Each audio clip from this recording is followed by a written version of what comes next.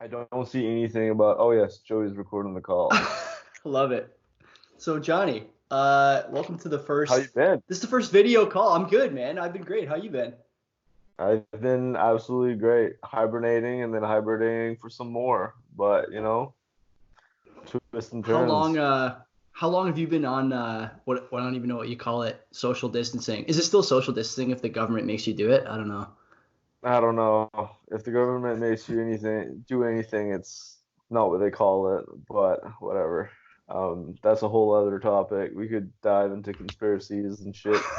I saw a meme that was like the Trojan horse, and it was like new police state, first world order type shit, and it's like we need to do this for to prevent this pandemic from going on. But How it's a long have you crazy been? world. How long have you been locked down for? I've been working from home since last Friday at like 3 o'clock. Hmm. So Thursday we had a team meeting, uh, and it was like, yeah, you guys are gonna take your PCs home, and apparently this job that you're not supposed to do from home is now being done from home. So, And where are you? You're out east, right? uh, You're out east, right? yes. Yeah. Okay. So, So, like, in I New know Brunswick. in Ontario, we just like, I don't know. We went from my God, what's the most charitable way to put this? We went from nothing is wrong like 2 weeks ago to everybody has to stay home. No one can go to like anywhere that's not the grocery store or the doctor, basically, in the last Pretty like, much, yeah. yeah, in the last like 4 days. Wow, okay. See, us, it started pretty much, yeah, around the same time government ordered, but I was pleasantly surprised to see my organization doing like quick steps towards avoiding the office. That's fucking huge. That's good, man. I know like I work for the federal government. And I know they're trying to protect us, but there's just so much bureaucracy. It's hard for them to really make like a big move for like a building like ours. So I was Yeah. I was happy to see they allowed us to work from home. But I'll say this: if like it's only gonna get worse or harder from here, I'm gonna go fucking nuts. Because as much as I, love hanging out with my girlfriend and my dog, I don't know if I can do it for like 4 or 5 weeks without having like a fucking breakdown. I have a coworker who said, like, look, expect this to be 8 weeks, That's a like long straight time. up, because it's 2 weeks of flattening the curve, but after that, everybody's coming back. Everybody's still traveling. Like, so I have a buddy who got back from Thailand overnight yesterday. What? Like, Overnight? yeah, What yeah. did they do? Take his temperature or something, or nothing at all? I haven't chatted with him, but he seems to be back in New Brunswick. So yesterday at some point he was at Pearson and he's flying from Thailand. Oh my So God. he's been Okay, flying for so what, 24 hours yeah, and like, and then he just gets off, and I've heard, obviously everyone's heard like the I don't want to call them rumors, but heard like the stories about how at Pearson, especially, there's no like extra screening. Everyone's just kind of walking through on a touch screen and like tapping. I feel fine, no fever, no cough. I'm just rolling through.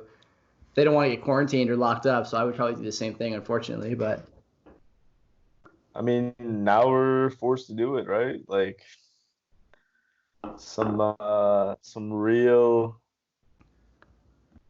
isolation. It's so weird because I've been battling this whole thing. Like, what do I really want to do? Is this work what I need to do? Is this, and now it's like I'm in a position where I've got that much more time to think about it. I still got to work, but I'm lucky I still have a job. I can still do it because a lot of people right now are shit out of luck. Like, yeah, yeah. The thing I've been telling my friends, hopefully the Fed doesn't hear this, but even if they do, I don't think anyone would disagree with it.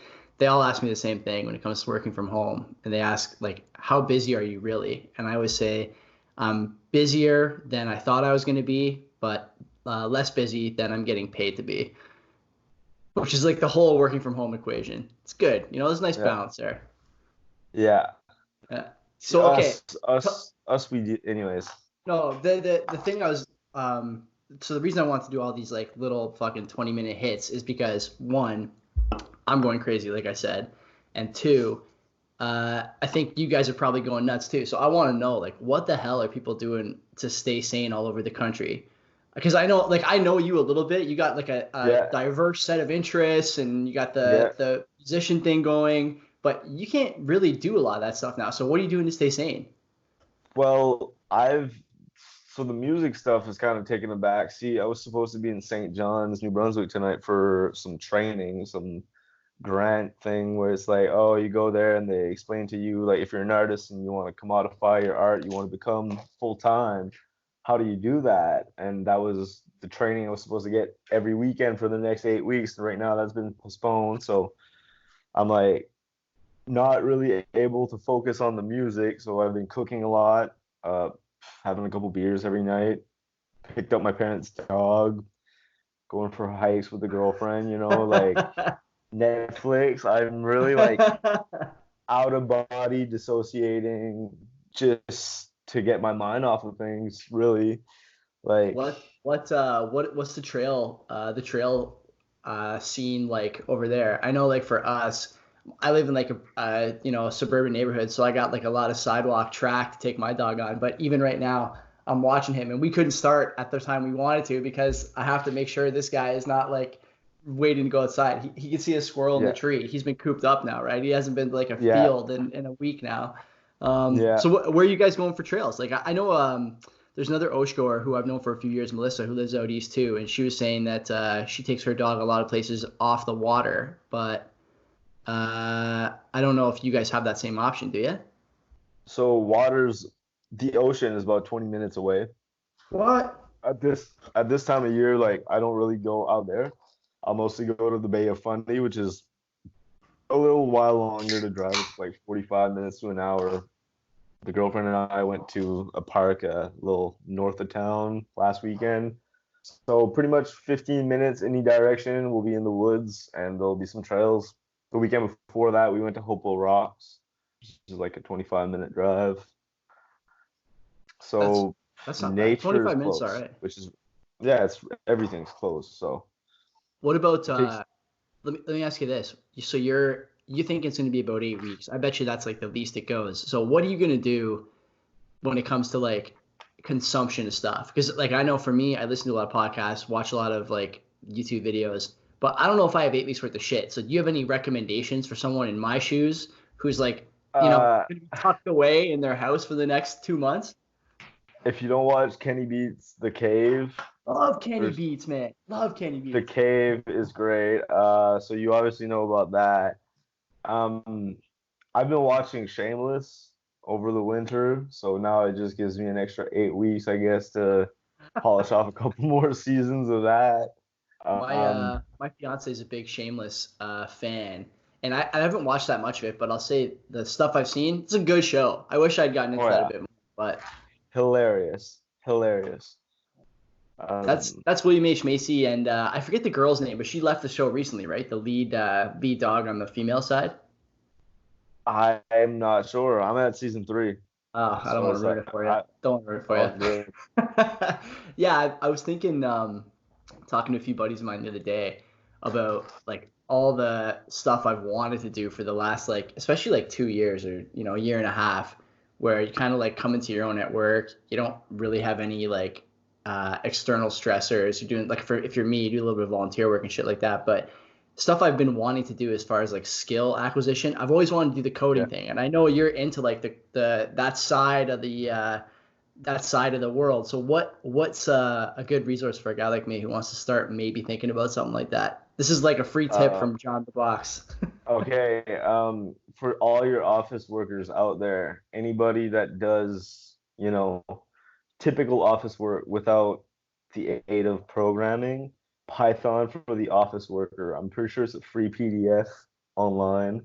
So it'll teach you how to automate. Like you already probably know a bit of programming if you do Excel sheets, right? Yeah. It'll teach you how to do that, but like on the level of your computer using a simple language of scripting. So it's like, oh, when I get emails from this person, I would like to do this with them. Or like all the emails that have status report, I want to automatically send that to this person at this time this week with everything I've done. And this book will help you do those little things.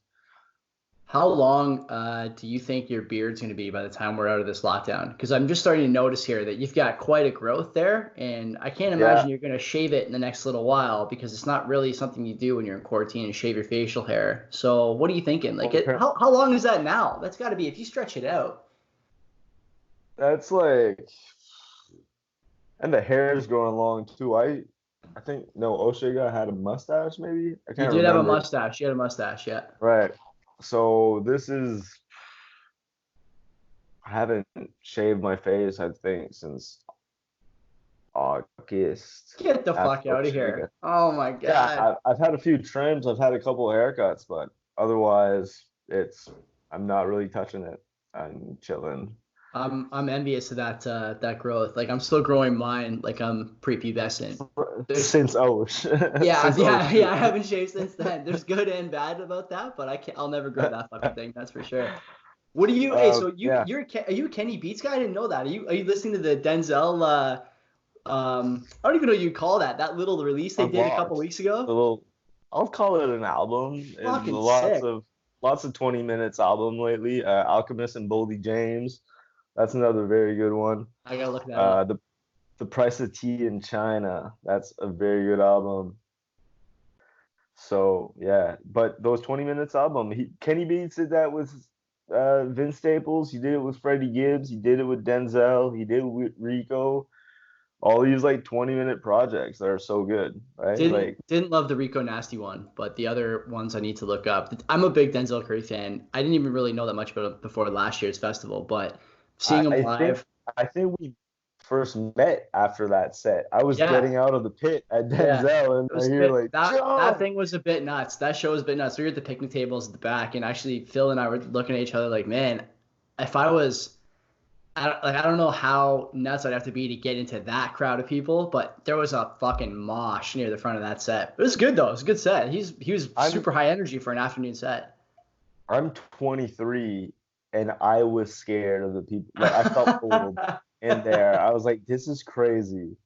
These kids are going hard. I called them kids in my head. I was like, these kids are going hard.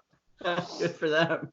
Fucking right. Yeah, That's an act I want to kind of see again at like a smaller venue. I don't know like what the oh, deal with Kenny Beats is, but I wish I'd known about this guy 2 years ago or a year ago. so Kenny Beats is actually Loud Puck. Loud Pack? Is that's Loud Pack? He's half of Loud Pack. Get Yeah. the fuck out of here. Are you serious? Yeah. Loud Yeah. Pack is great. So in 2010, 2011, Kenny was like selling beats. He was from Boston because he went to the Musicians Institute or whatever out there. And apparently he was selling beats to like he has a couple TDE placements early, and then his buddy was like, "Yo, we can DJ and make money off of this." And then he went off, did that for 5 years, 6 years, and then it was like, "Fuck it, I want to do what I want to do," and then that's produced hip hop. And then went to LA, and then these past 2 3 years he's been going as Kenny Beats. That's kind of how that happened. I had no idea Fun Loud little Pack. fact for that. Man, that's a fucking big find. I don't know how I didn't know that. The only like similar and like this guy's not even close as big as Kenny Beats, but Getter, who's like a fair sized EDM Yeah, yeah. artist, does Getter's he's good. yeah, he's Tara Reid. So he does a lot of rap. I would say it's like bordering the lyrics, especially like bordering on like Necro and Ill Bill, very close. Like Okay. pretty like raunchy stuff, but it's good. He's a good beat maker, a good producer, and he's not bad on the mic either. How did you find out about Kenny Beats being in Loud Pack? You just knew that before? Because I don't think you're an EDM guy, are you? I've been an EDM guy. I've been like in and out. I've been observing it for a long time, but I think it's mostly due to my obsession with production. So like I go into the like Kenny Beats videos and interviews that aren't really released by him. Um, and yeah, I think he mentioned it in a DJ Booth article, or there's a DJ Booth article about him. That's great. You want content and you don't want to listen or watch it, go read DJ Booth articles. They're fucking great. They're awesome. The thing that turned me on to him last year was it was actually your Instagram story. I think you put up the there's that one song with JPEG Mafia, maybe called Puff Daddy or something. Yeah. Great beat. I heard that beat for the first time. I thought this is like nothing I've ever heard before with like the bells or whatever that is, like burp burp Yeah, burp burp. That's so good. So good. And then at yeah. the weekend of Oshiega, I was showing to Phil before we hit the park, and I was saying this is the guy we should see today. And we put on the it was the Kenny and Denzel Curry. I don't know what you would even call that, but they did like whatever. He makes the beat and then Denzel gets on the The mic for a cave. bit. Yeah, Is that the cave? yeah, That's the cave, yeah. yeah. That's the cave. See, I Yeah. didn't know that's what it was at the time. And oh fuck, Well, that's like when they made Unlock too. That's when they really? made Unlock. Yeah, I didn't know that. yeah. Cool. It's the way he works and his mentality of don't overthink shit is something I've been trying to apply to my own art lately because yeah, you tend as an artist, you tend to look at the details a lot and then be very focused on the little things that some people might not hear. Whereas the point is to get heard, right? That's the point. So what So if you don't, what's your like so you've mentioned it a few times, like I know a bit about it because I have you on Instagram, but like what are you up to as far as like your art and your your musical inclinations? You want to talk about that a yeah. bit? So far right now I've got most 7 songs. The EP I think I told you last summer I was gonna release that summer is now slated for this year, and then most of the songs are actually finally done or mostly done. I'm doing this 8 week thing that's eventually gonna start in St. John. Start working on the marketing and the release plan there, and it's a matter of months and putting a little more time in, and it's coming. So follow me at John the Box, and you'll see that You're not eventually. supposed to plug it till the end. We got 3 more minutes before you're supposed to plug your Instagram Ah, handle. we'll plug it in right now. We'll plug it in again, and we'll plug it in again once more just to drive the message home. Give me 3 books you're gonna read or try and read over the next, let's say, 3 months. Oof, I don't read as much as I would like. I started the music business, the basically the Bible of the music business back in January. I haven't read it since I was on the beach. So hopefully finish that book. Um, then maybe get into some fiction. I don't know what, but I don't even have a list of books for you. I'll be honest. Okay. I have books, but Let's go this way then. Controversial topic, polarizing album, the new Kanye release. I say new, but it's probably 6 months old now or 5 months old. Yay? yeah. Nay. Nay, I listened to it once. I was like, this is What? garbage. What? What? Why do you say that? Have you ever heard any other artist get the clips and then Kenny G? Kenny fucking G? What has that guy been doing? He's been in social distancing for the last 10 years, man. That was the only song that actually caught my ear. Now that you mentioned that, That's a good fucking. because the thing about it is that it felt like all these ideas, and like the life of Pablo, for example, felt like all these ideas, but it's at least it still tried like kind of made sense and felt polished in a way. And Ye and Kids See Ghost happened really fast, but it still felt like an idea and cohesive. I feel like he was doing so many things. We were supposed to get Yandi, we were supposed to get this, that, and then this wasn't. Maybe I only listened to it once and I missed it and I didn't feel it the first time. I could go back to it maybe when his next album comes out and I don't like that one, I'll go back to this one and then be like, oh, this is awesome. This new one sucks. I find I often end like that with Kanye. I like won't his old shit won't click until his next shit. The best album that came out in that whole sort of round of albums that he did, one with Pusha, one with Nas, his own, and I think Kids See Ghost came out around the same time, right? I think there was the Yeah, four of them. yeah, The best one he did yeah. was And the the one with Tiana Taylor Nas. one. Oh yeah, that's right, that's right. The Nas one was the best one, I think, front to back. That had the best beats. Nas, obviously, unbelievable lyricist, an all timer. Never have to worry about that guy behind the mic. I thought that was the best project he did. The Pusha T one was okay, but I'm not really See, into the whole drug rap I, thing st- if I can avoid it. I still listen to the Pusha one. You like that one, eh? I love that one. That was a good one. Come Back I Baby have is a great song. Is that off the Nas one? I haven't like sessioned that one. That's Pusha T. It's the guy's talking about methadone in the beginning of the song. Possible. I'm drawing a blank right now. You're out of the loop. Johnny, Oh it's been yeah. good talking to you. Yes, Your sir. 20 is up. We're going to the next 20 next. If people want to follow you, they got John the Box on Instagram. Are you on Spotify? You have any tracks on Spotify? I don't have anything there yet, but it'll definitely be in the link in the bio eventually. I have some on SoundCloud right now, which is a little demo of the closing track of my project. That's the last thing I put up.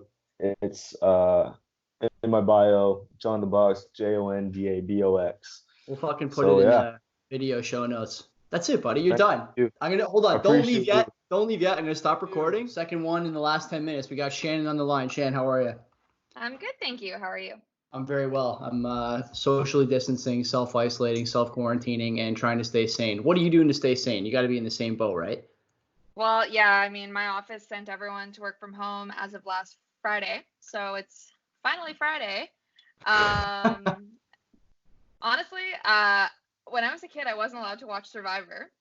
So my boyfriend has introduced me to the wonderful world of Survivor, and we've been binging the best seasons throughout the week. And this weekend, it's going to be mostly gaming, trying to do video chats with friends and try and game with them that way.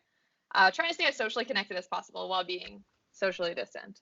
Distant, very distant. What games are you Yeah. playing? I'm a gamer myself, so I'm interested in hearing what everyone else is getting on the sticks to get on.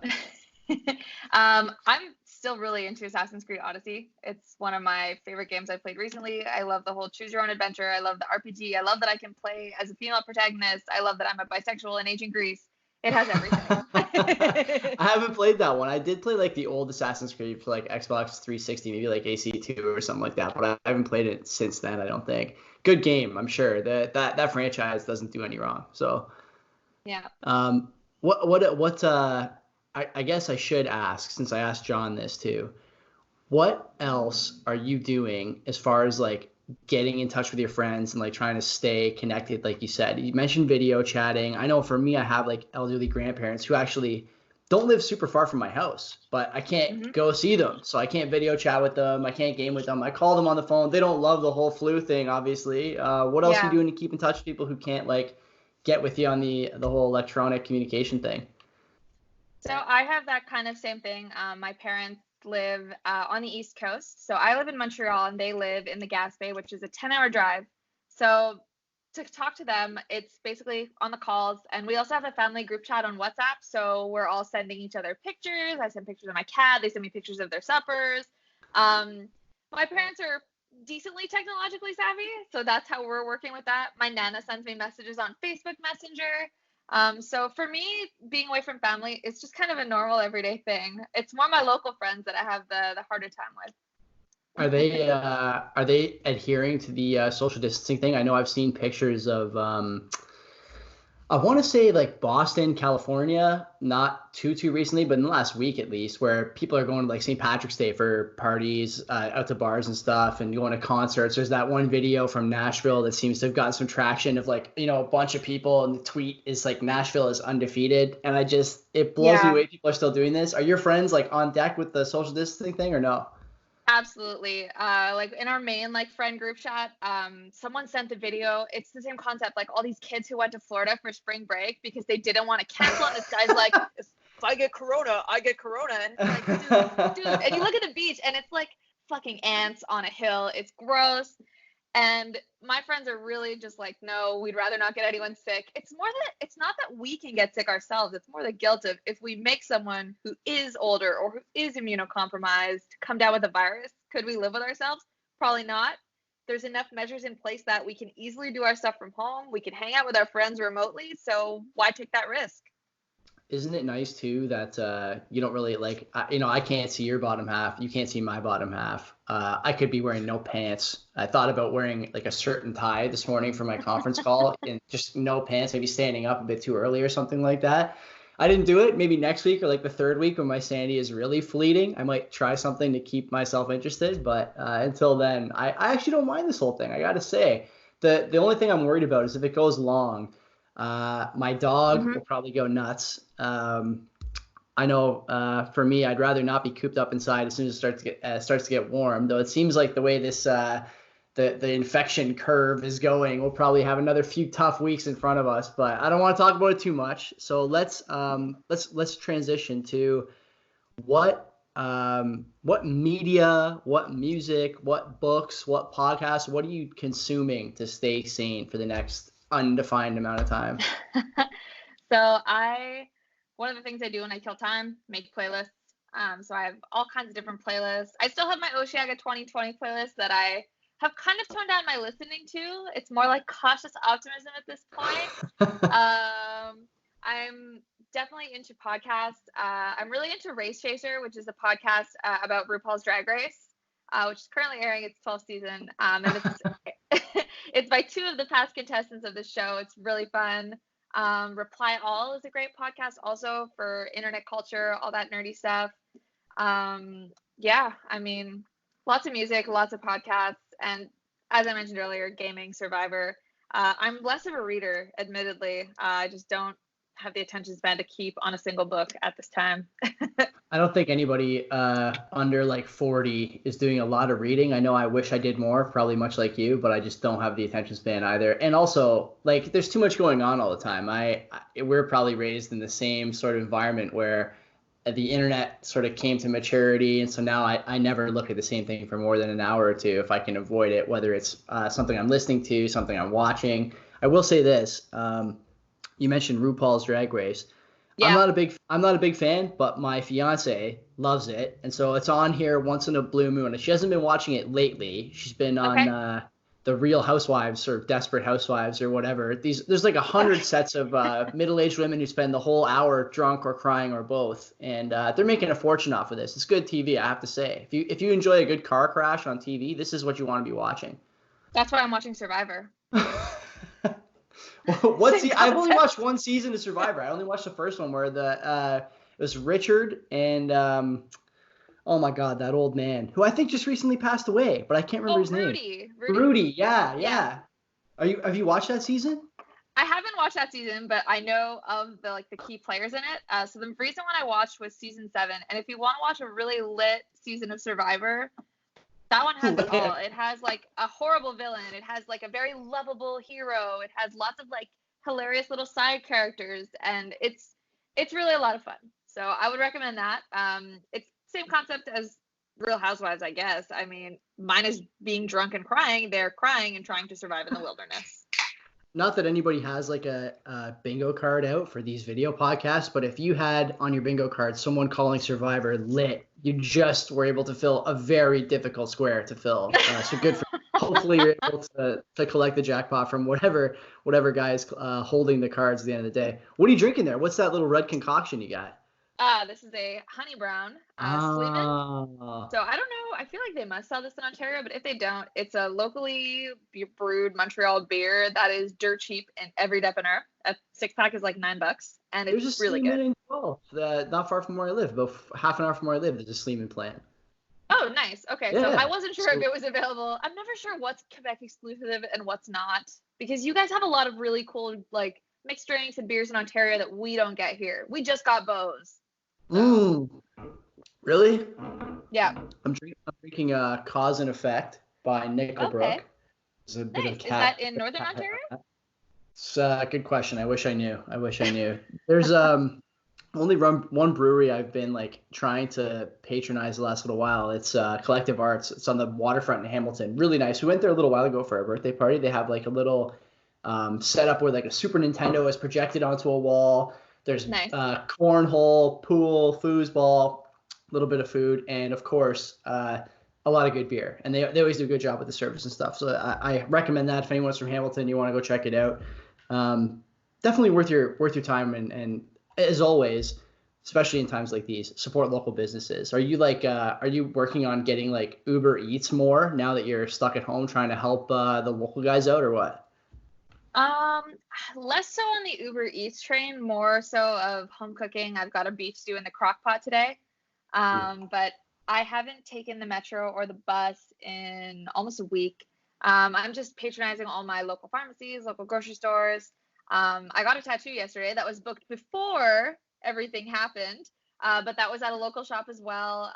And I'm in community groups on Facebook, and I can see that a lot of local businesses are just struggling and trying to find their ways to kind of reach their clientele without forcing their clientele to come to them. And if this continues to go on, which it seems it will be for the next few weeks, we haven't shut down non-essential services yet, but I think that might be next in Quebec. Unfortunately, I think some of these local businesses are really going to suffer from that.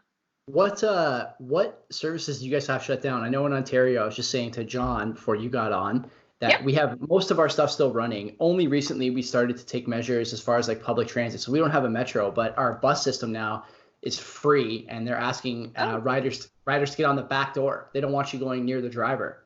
So so we just took that measure. I would imagine the next week or so we'll probably shut down all the non-essentials again. We'll throw up the rabbit ears because very much up for debate what is essential and what is not during a pandemic. It's not a snowstorm, guys. It's a plague, and so we want to be safe. What do you guys have still running over there? So our premier, thank God, he confirmed today that our SAQ, the alcohol store, will remain open for the foreseeable future, just at reduced hours. Yeah. So that was like drama yesterday because they thought the SAQ was going to close. I think in PEI they announced it actually closed. People lost it. And then the premier was like, yeah, no, it's not going to close. So here, the SAQ is still open at reduced hours. So everything's only open from 10 to 6 every day. The main things that have closed are all live events have been canceled. So I was supposed to see the Glorious Sons and Grandson this month, and both of those have been postponed, which sucks, but also postponed doesn't mean canceled. So I'll see them later. And what else? The gyms have been closed. Pretty much anything run by the municipality was closed. So museums, gyms, all that stuff, libraries, all that is closed down. But most stores are still open. So most pharmacies, most grocery stores. It's really like clothing retailers and stuff that have been hit the hardest. I feel like that's kind of like a wave with like the Apple Store and Sephora saying that they're closing, and all the other like mall stores kind of have to follow suit. Otherwise, it's going to be negative brand perception for them, right? There's some stuff here that's still open. I'm waiting for our grocers to do this thing that I think is overdue. And honestly, I'm not sure why most stores don't just do this anyway, especially during the week, because if you have older grandparents, like I know every other Friday, usually I'm off work and I take my Nona shopping, and she's got, 3 or 4 flyers that she wants to hit. We got to go to La Coco's, Fortino's. Okay, Nona, no problem. The stores that I've seen, maybe where you guys are, but for sure in the States, they're doing the first hour for the elderly and vulnerable, right? So I'm waiting to see that. Are you guys doing that over there? I think Shoppers is doing that. I think Shoppers is doing that.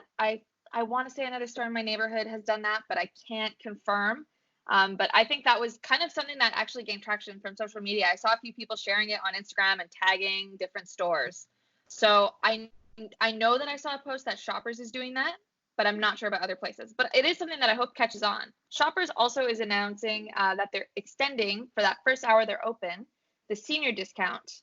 So usually that's only Thursdays. It's only one day a week. But now it will be that one day a week, as well as the first hour that it's open that is reserved for seniors and disabled people. Are you concerned about the number of rolls of toilet paper you have available to you for the next little while, or no? No. You're not? No, I'm not. Okay. We had already bought a pack, and then once we saw it starting to fly off the shelves, we're like, okay, we're going to buy one more pack. We're not going to go crazy. We're going to buy one. And we did that, and I think we're good, but our store shelves are surprisingly pretty okay. The trend I've noticed in Montreal is that it's really places like Costco that are out of stock, but the local grocers are pretty okay. A buddy of mine was just saying the exact same thing, that there's stories in the press and on Twitter and Facebook, wherever you look, about toilet paper and other not that I would call toilet paper an essential, to be honest, but we don't have time to get into this whole discussion about why the fuck people are so worried about this. Toilet paper is not essential. I mean, you need it, but like, do I need a skid of it? I don't need a skid. How much do I need? I don't know. Anyway, so I have a buddy who went to an Eastern European grocer, small chain, Denninger's, and he was telling me the other day, shelves are full. They got meat, vegetables, bread, whatever you want, at reasonable prices, but no one's going there because they don't have this other stuff that everyone's looking for, right? Soap and toilet paper and all that other apocalyptic supply Yeah. apocalyptic supply needs, right? Which is ridiculous. But hey, man, if you like good food, there's places to get it, and probably also you could do a better job supporting local businesses and smaller businesses going to those spots than Fortino's, Loblaws, whatever. I did see Loblaws today is putting, oh my God, what are they? Like the plexiglass covers in front of their cashiers. I saw that too, and I'm like, how much is that really gonna help? I don't know, but good for them. I guess I guess. some measure is better than no measure. I guess.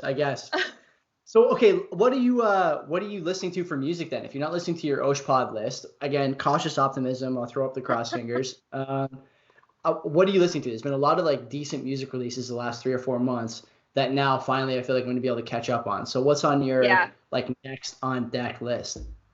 I really loved Halsey's new album. She was someone I was hoping was gonna come to Osh. Wasn't announced, but regardless, still a big fan of the album. Listening to a lot of Grandson. Actually, one band that I discovered from the Osheaga lineup that I really love is Inhaler. So I believe they're an Australian indie rock band. I think they're a lot of fun, and I can't wait to see them, hopefully. Oh my God, fingers crossed. Did you see the Osheaga post today about not ready to cancel yet? Yeah, I saw. My sister sent it to me, and she's like, "It's not canceled yet." It's far enough away, luckily, but I think, unfortunately, if anything happens, it won't get postponed. It'll just get canceled. Yeah, it will for sure. Yeah. Which sucks because that's like my favorite time of the year, and I think they do a lot of good work in the lead up to that, getting the park ready and all that stuff. Logistically, it's probably a big ask. Oh yeah, I mean, I didn't go last year. I went the year before, so I'm really excited to kind of have the return to the OG site that it was the first few times I went. Can't wait to have the 2 stages side by side again. Yeah, you're missing out on that, the old site for sure. Yeah. The other thing I asked John was, Yes. As far as getting outside, because I think we have probably, if you're anything like me, I don't know if you have a dog or whatever, maybe you like going for walks and stuff. There's no trails near me. I have to like go somewhere to get to trails. And so now I'm kind of on the fence about whether or not I should be driving to these places, taking my dog there, my girlfriend there. What should I be doing? Are you guys over there in the QC? Are you guys thinking about like how to stop yourself from getting cabin fever? Because it's only a matter of time, right? You can only stay inside so long. The weather's about to get nice. You're going to want to be out. So where are you going to keep yourself sane? 100%. I'm honestly staying local. So I'm lucky enough that I live right near a dog park. So anytime I want, I can kind of just leave, go sit in the park, watch the dogs for a bit. Nice. And my neighborhood's nice enough to walk around. I usually get like a good amount of walking, just getting my errands done. So getting that fresh air during the day really helps. Sometimes just going for a walk around the block. I'm lucky enough to live in a place where it's nice enough to walk. So I'm cool with that. Yeah. Are you worried at all about and this is something that's really only come to me in the last little while, okay? And You're the first person I've admitted this to, okay, Shannon? So take it easy on me. It's come to my immediate consciousness here in the last bit that chances are I'm gonna have to give myself the next haircut that I get. So have you considered this in the last little while? I messaged my barber last night. I said, hey, hope you guys are doing well, you and your family. He said, you too. He shut his door 6 days ago. We both agree that there's some prolonged period of time coming up here where there's not going to be barbers available. So have you considered what your next haircut is going to look like and who's going to give it to you, more importantly? 1,000%. Because I actually have a haircut booked on April 18th. My salon has announced. They've announced that this week they're closed for the week, but I have a feeling it's going to prolong. So I'm less worried about my length because I want to grow out my length, but I do have an undercut, which is already driving me bonkers. So, tough to maintain that. Yeah, exactly. All these post-apocalyptic movies were absolute lies. They all have cool shaved sides. That's not what real life with an undercut is. It looks cool for 2 weeks and then it's itchy as hell. There's my barber always says that the undercut and the hard part line has been the best thing for business for barbers in the last 20 years because you got to come back every 2 weeks just to get this line cut back in. I don't know. This is incredible. Who's got money for this? Like I thought we were all going broke as millennials, and now you're telling me everyone's coming for a haircut every 2 weeks for a line? I don't know. Give me some of that wealth, I guess. Where's mine? You're never too broke to look fabulous. That's true. You do wear your hair every day, right? The other thing I was thinking about yesterday was, the Nike and Adidas summer sale is usually in like January, February. So I bought like a couple pairs of shoes this year. Where am I going to wear them? I can't even wear them outside. I have these pairs of shoes now. By the time I put them on, it's going to be too late. We're all going to have the flu. No one's going to be going outside anywhere. I mean, there's nothing stopping you from wearing them in the house because they're brand new. They're not going to dirty your floors, and Yeah, but you're going to feel fabulous. No one sees them. Yeah, we want to show them off. That's the whole point of getting shoes. Especially, I got like the shoes with like the iridescent stripes on them. Like that's what I want to fucking wear. I don't want to fucking wear my Sperry's outside. I don't want to wear those. I don't know. You're gonna have to find a way to integrate full body shots into your podcast then. I know. Fuck. I'll start doing like the episodes with the full mirror shot. But whatever. That's something to consider down the road. Okay, you got one tip. Last question. One tip to give to those who are in the same boat as you and I, stuck inside or stuck self-isolating. What are you going to tell people, what's the best way for you to make it through the next, we'll say, 4 weeks? Don't lose hope. Don't let yourself get into a negative headspace. Because if you start thinking now on day 5 of quarantine, oh my God, this is horrible. I'm feeling cabin fever. It's so long. You are going to be screwed for the next 4 weeks. So if you're feeling that way, take a lap, go outside, and reframe your mind. Otherwise, it's going to be a very, very tough, very long 4 weeks for you. That's it. Shan, you're done. Thank you so much. We'll talk to you soon. I hope I see you this summer. And if not, good luck in the next month or so. Awesome. Thanks. Bye. What the fuck is going on? Number 3 in a row. I'm here with Ryan. What's going on, man? How are you? I'm pretty good. I mean, as good as I can be in a 1-bedroom apartment with a girlfriend and a cat. Just trying to stay sane, right? You? I'm pretty good. I'm socially distancing myself from both my dog and my girlfriend at the moment. Locked up in this back room here, as you can see. The only thing I would do differently if it was up to me, designing this house with a social isolation angle in mind, I would have put like a trampoline or something back here so I could like kind of watch a video and not just have to sit in this chair reclining, damaging my posture and my spine. Yeah. If I could have done something differently, it would have been that. But fuck, alas, my next house maybe I'll think about that. So what the fuck is going on? What are you doing to stay sane? Tell me about it. Stay sane. Oh my! I mean, this week's been it's been an adjustment period, right?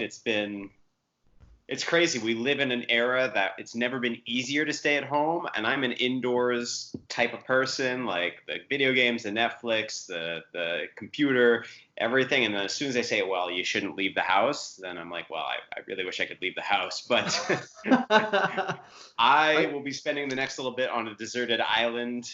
Animal Crossing just came out. So I just saw that on your story. Can you give me the bull case for Animal Crossing, because I looked at this a little while ago when the trailer started to come out at the Nintendo conference, and now I'm looking at this, it's being released, and I kind of want it because I know I'm going to be at home for the next little while, but I've never played before. I'm not an Animal Crossing guy, so sell it to me.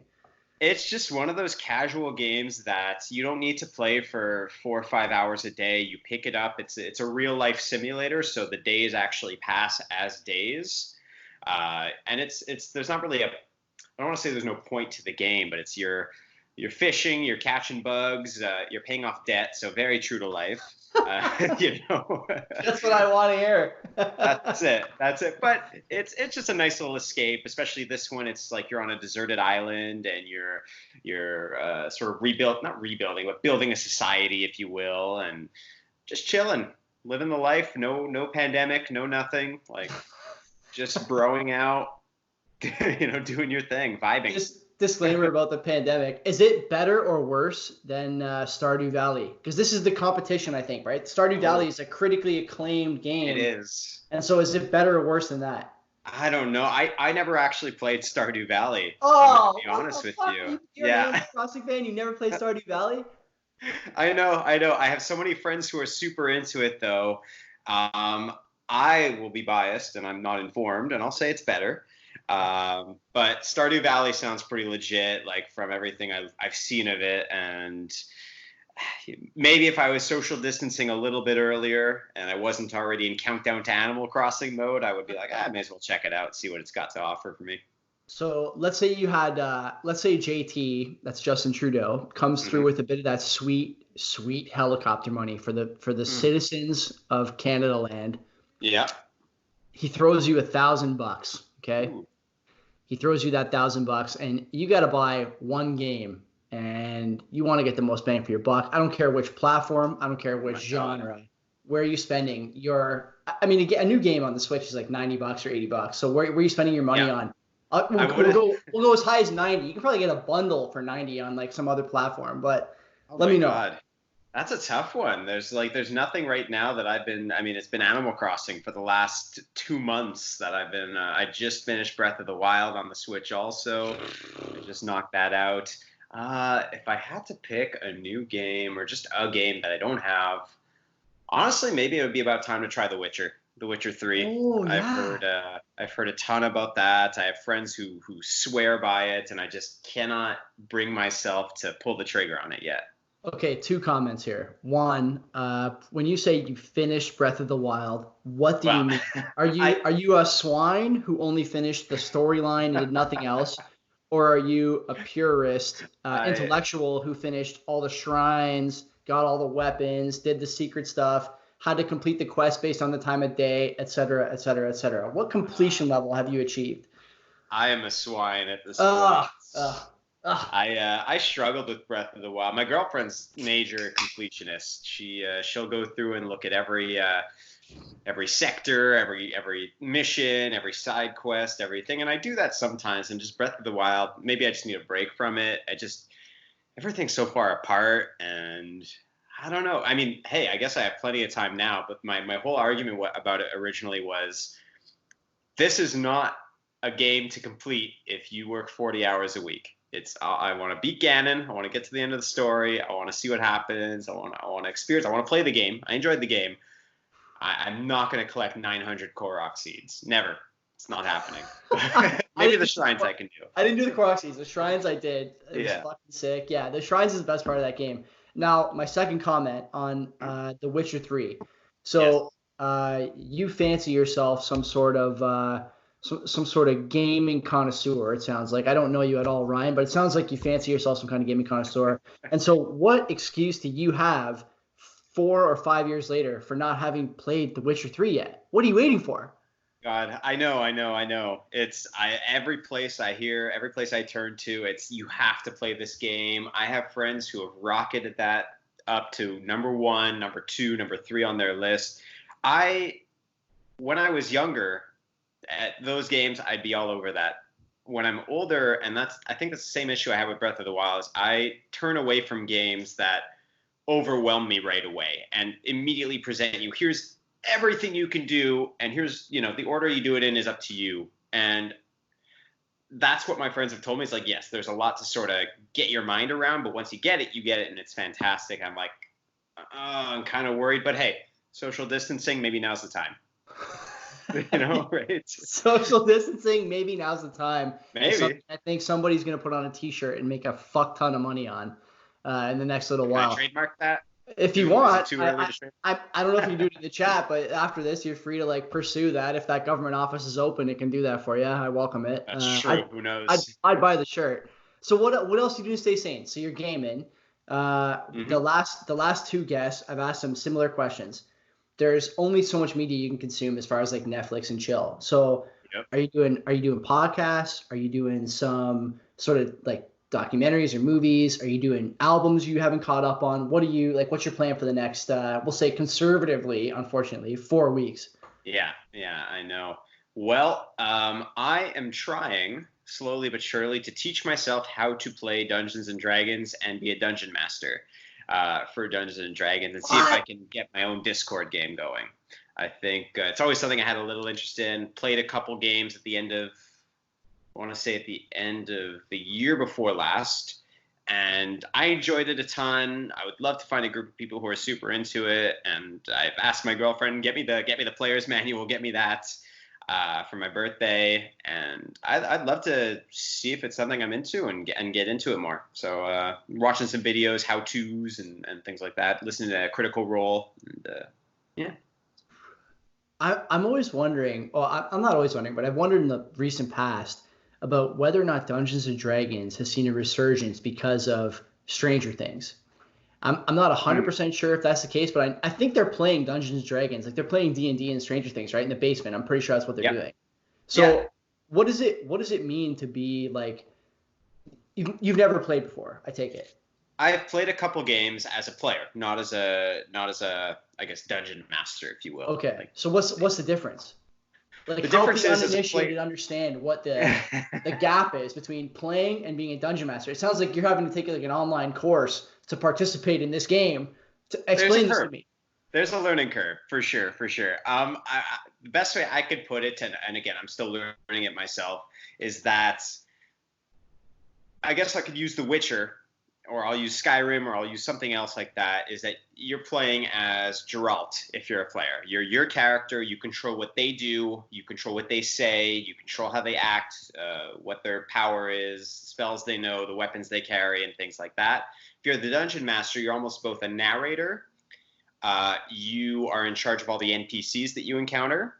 You organize a story, sort of plan for wherever the players go. It's role playing, and it's so if I say like I go investigate this castle that's off to the left, the dungeon master says, okay, so you walk up to the castle, you notice it's tall and gray, and there's sort of a looming din over top of it, and a sentry walks out to greet you, and they say, who goes there, and stuff like that. So they sort of organize that, keep the action going. And so you can like take poetic license with what you decide to, feed the other guys who are playing. Yep.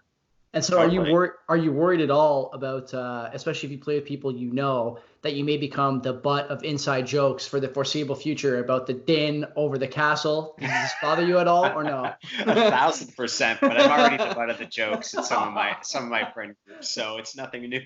And I say that with love. They all mean it with love. So it's really, I don't really mind as long as I'm laughing with them. That's fine with me. Are you guys, you and your buddies there, you and your girlfriend, are you guys gaming locally, doing a little couch co-op? I know we're in like sort of the beginning of this social distancing thing, so I've been telling my friends, I would like to see you guys. If you don't leave your fucking house for a couple of weeks, and I don't leave my fucking house for a couple of weeks, we might be able to hang out a little bit. Are you guys thinking about doing the same thing? Absolutely. I mean, it's going to be I think the world is collectively figuring this shit out, quite honestly, right?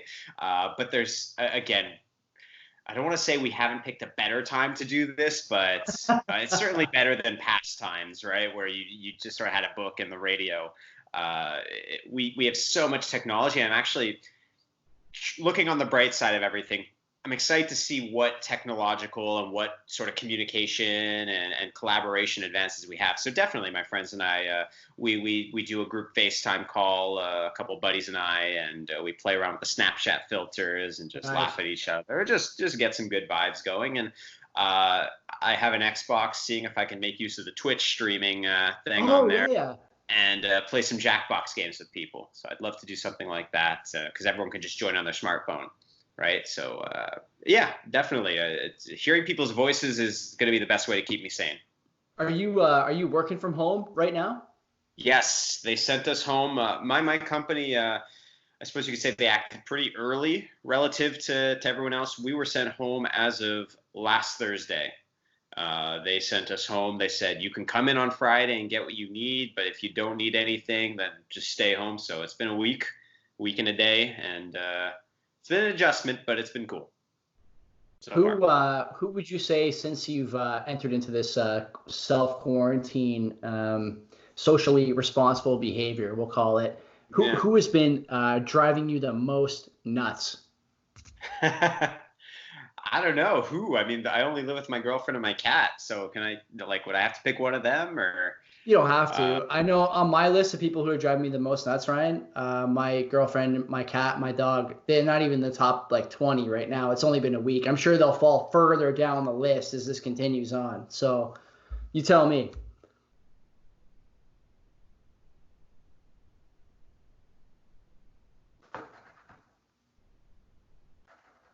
Uh-oh. Did it cut out?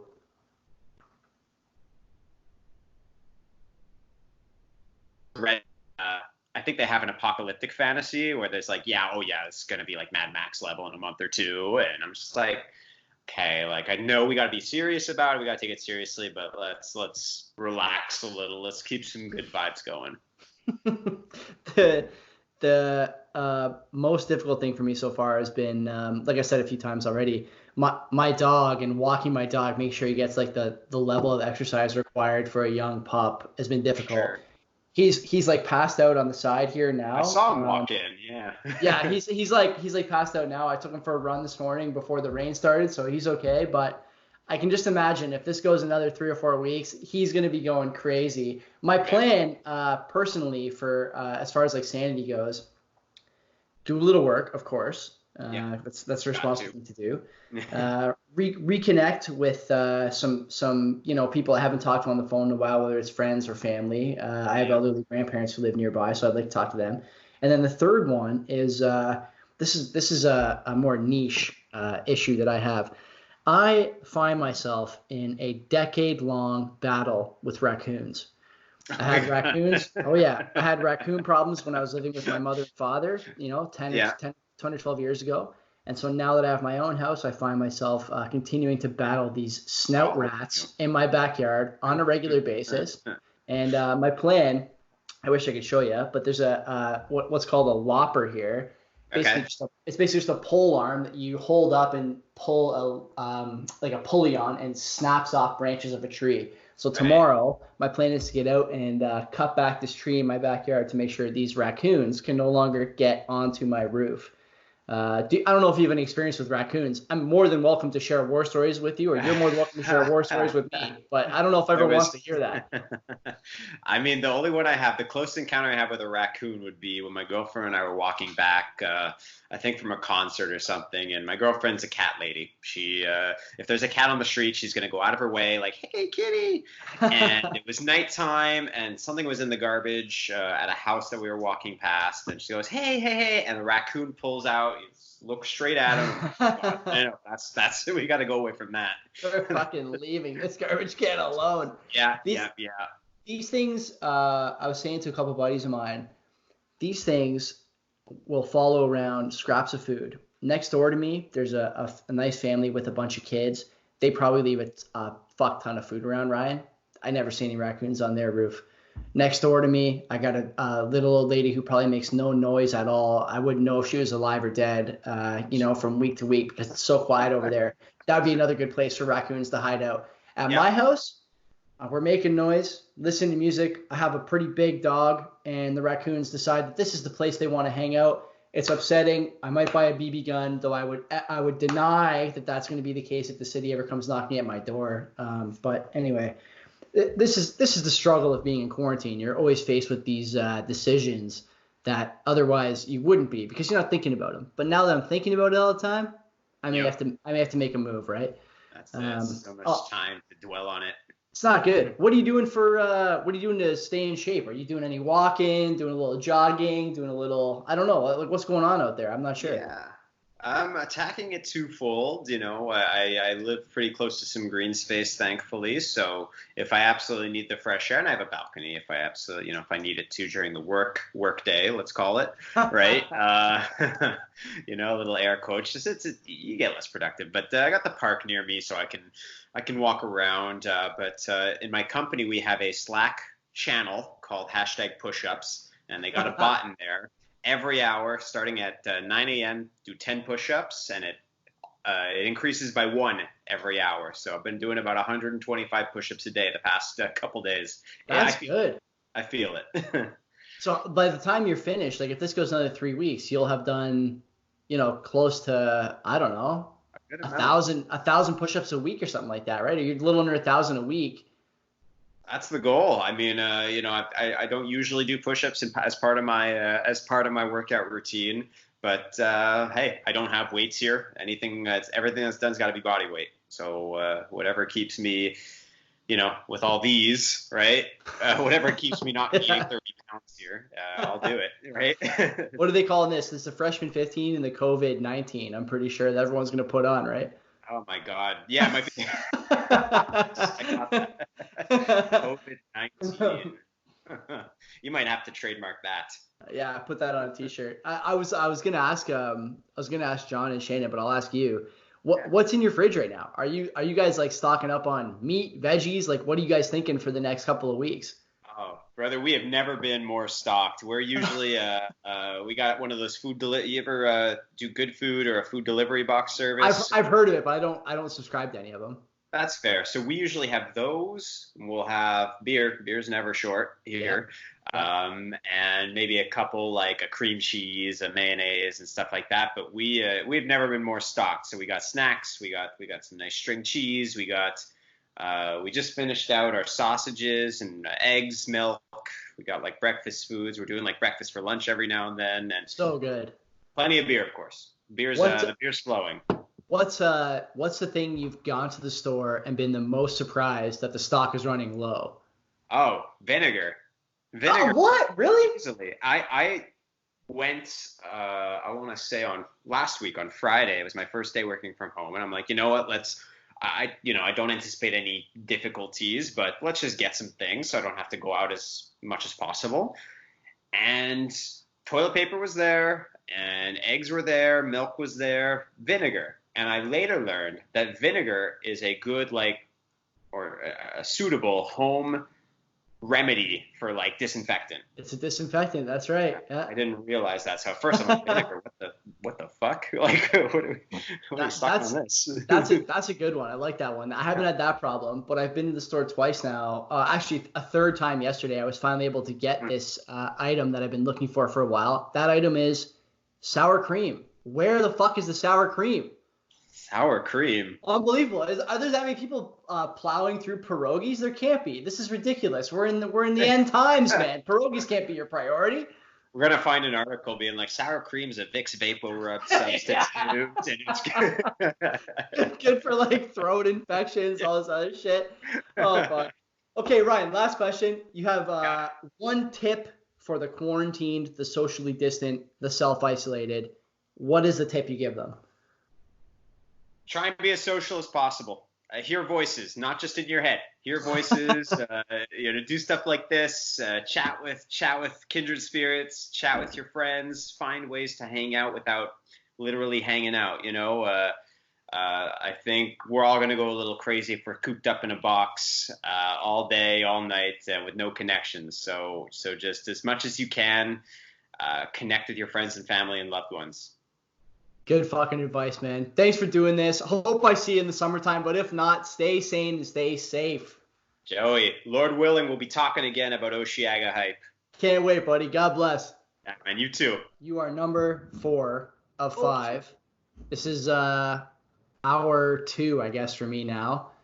I'm here with Yara, who did the podcast last year. She's coming to us live with a tall can of Guinness from Montreal, right? Yeah, from Montreal, baby.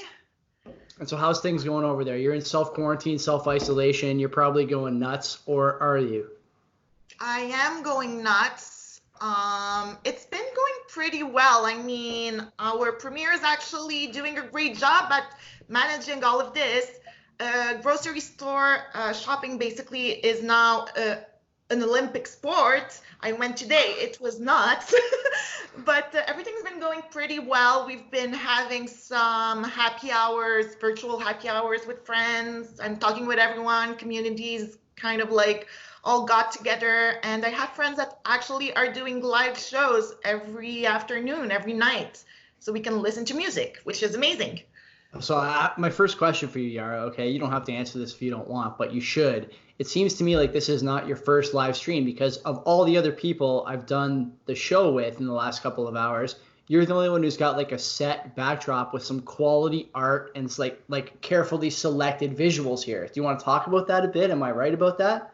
Oh my God. Well, this is my apartment. That's actually my apartment decoration, which everyone calls a Pinterest apartment. So I haven't done any. I don't have anything really crafted. It's just my apartment. That's my home taste. It looks sharp. I didn't even paint my door here, let alone have a picture or something up. My dog is here chewing on a peanut butter rawhide. you have like some artwork there. You've obviously gone out of your way to get. It looks great. I'm more interested in this liquor cabinet though. This on your left. What is this selection here we have? So we have, well, it's like we have a marmelade, which is kind of an aperol that's made in Quebec. I have some bullet bourbon because we wanted to play a game of True American with my friends.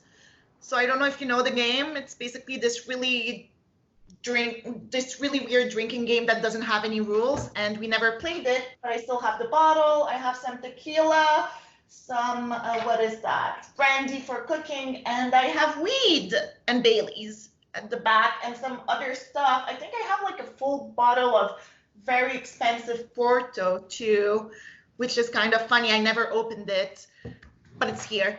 How many people have you used that phony line, the brandy for cooking on? Do you use that on everybody or just on podcasters? I guess I use it only on podcasters, unfortunately. I only use brandy to cook with, yeah. Very interesting lie you've chosen to tell here to lead the pod. So okay, so you're in Montreal. I've talked to a couple of other Montrealers, as we just saw in the little group chat we have going on. What are you doing to stay sane? You got to be going nuts. I'm going nuts here, and I want to know what other people are doing to not be going nuts after week one. What is basically week one? Oh my God. So like to stay sane, basically, I've been baking a lot. I don't know why. So everything's closed down. There's no shows anymore. There's nothing going on. So what I've been doing, I've been basically baking.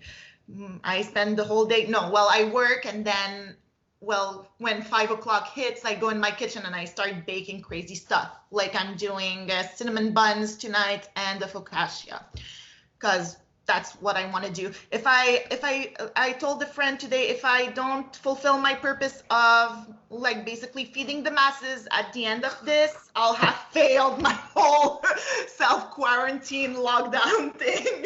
So yeah. Is that's your mission here over the next like 4 weeks or 5 weeks? Just like feed the masses with focaccia and Cinnabons? I've never even thought about making a Cinnabon. I just take it for granted, the very nice symmetrical pastry that is a Cinnabon. How hard is that going to be for you? Are you like are you a baker extraordinaire? It's not that hard. I do it like basically every time I have a brunch with friends, I do Cinnabons, but now I find like the occasion of doing Cinnabon, like I have the perfect timing to actually do Cinnabons while drinking a beer in my kitchen and not caring about anything at all. So there's baking. I've been reading a lot, listening to a lot of music, and in Montreal, what's happening right now is, well, a lot of people in the entertainment industry don't have a job anymore. So we're all like basically trying to do stuff together. So I have a friend that's actually singing, that's doing like a sang telegraph. So he's basically singing to people. And I have another one that does like live shows, and there's stuff going on where like we're talking all together to try to do things differently. Every morning I send poems to my friend. I go online, find a poem, send it to my friends.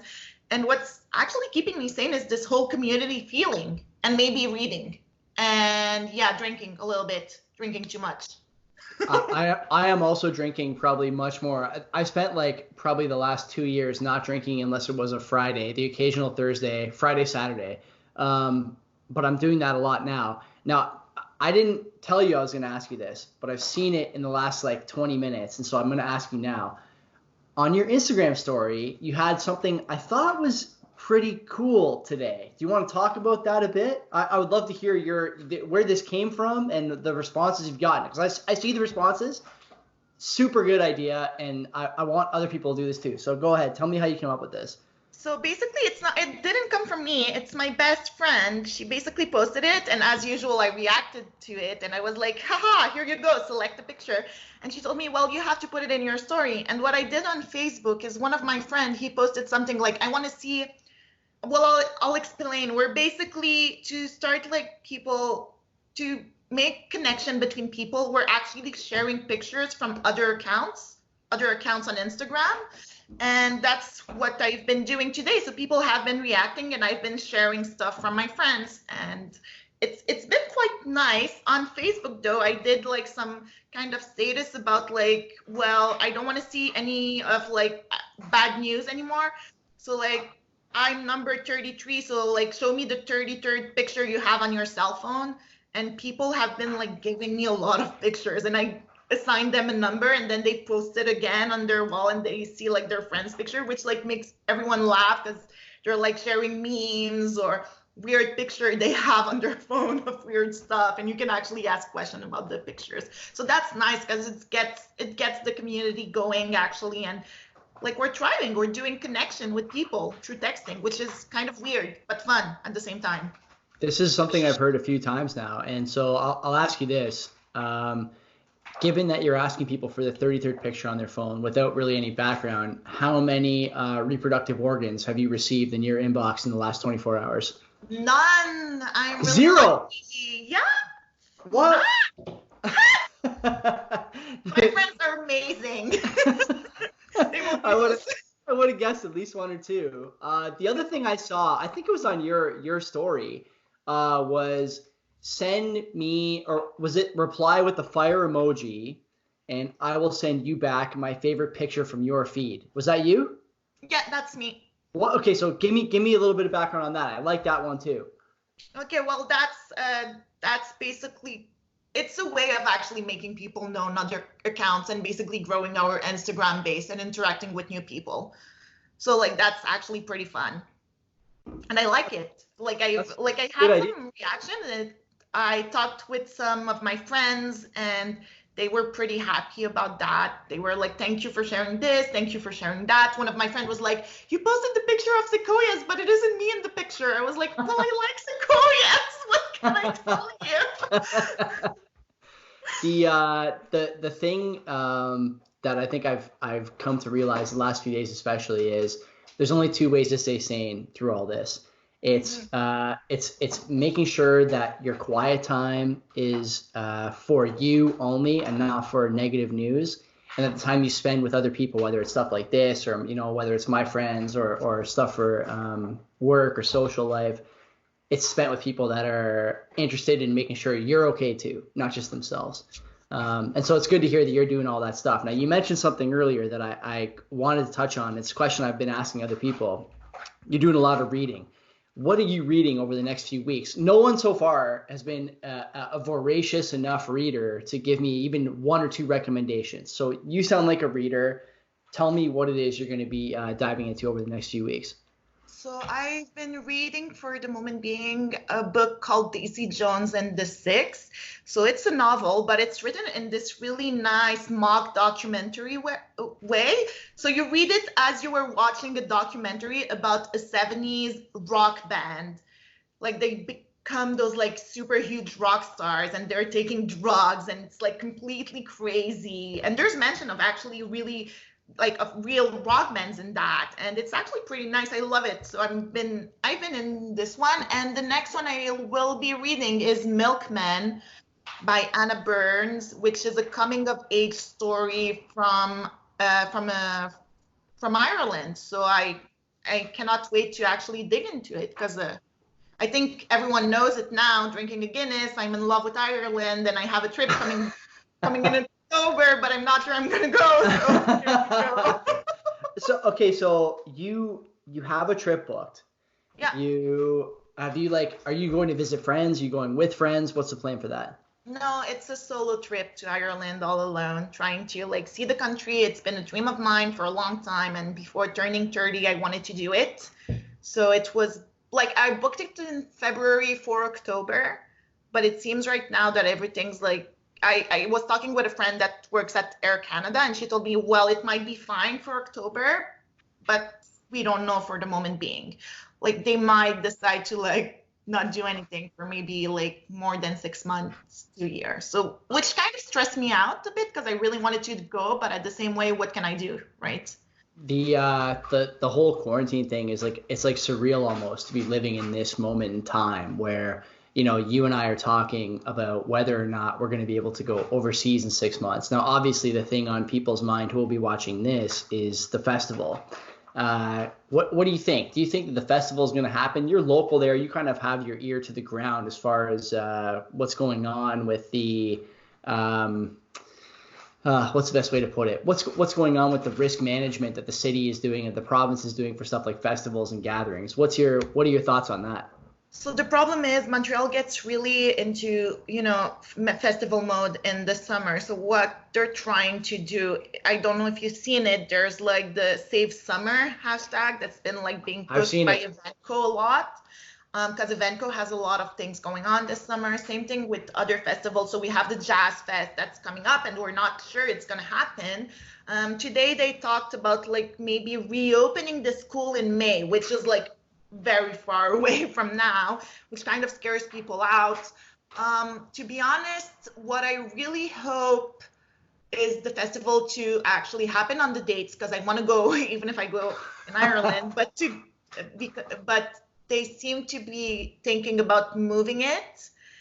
And I don't know. I feel like maybe a cancellation might happen. That's what I think.